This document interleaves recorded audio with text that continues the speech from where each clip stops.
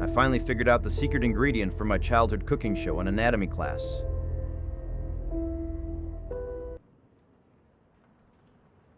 There's a face you only see in the blue-gray light of 3 a.m., a ghost that lives in the static between dead channels.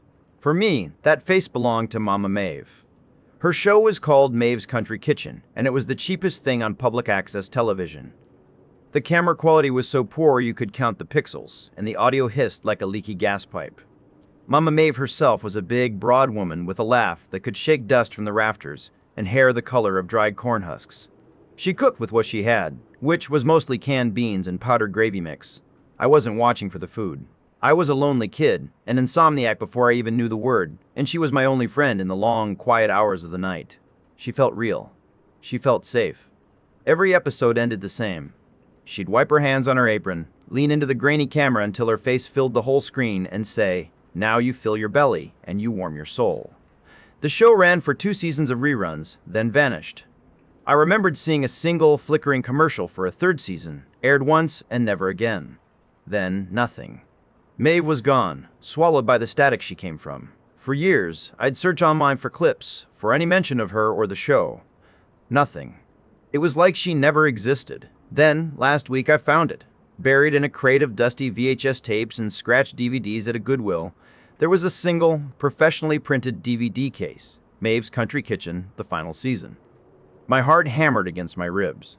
I bought it for $1 and practically ran home, my mind buzzing with a nostalgia so thick it was almost suffocating.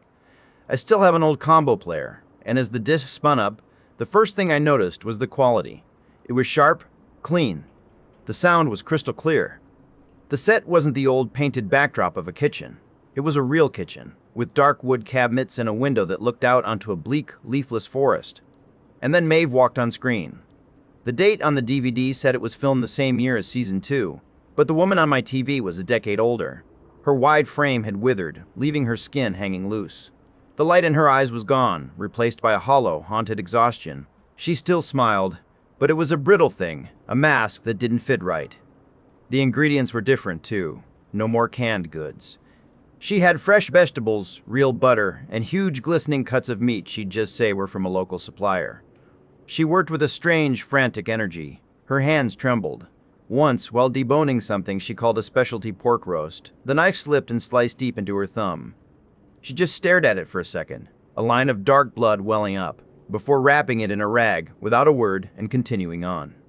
She kept glancing just past the camera, a quick nervous tick, like she was checking if someone was watching her from the shadows of the room. The whole thing felt deeply, fundamentally wrong, a performance under duress. After the 3rd episode, I had to turn it off.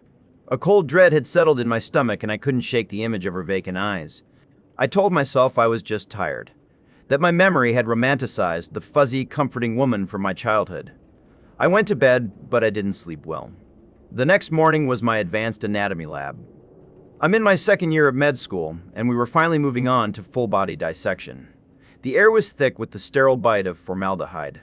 My partner and I were assigned the lower torso and legs of our cadaver, a John Doe. The professor guided us through the initial incisions on the thigh. "Separate the sartorius from the quadriceps femoris," he instructed, his voice muffled by his mask. "You should see a clear fascial plane. Be careful not to sever the femoral artery." I made the cut, my scalpel tracing the path we'd studied in textbooks for months. I pulled the tissue back with the forceps, and my breath caught in my throat. There, under the pale, waxy skin, was the muscle.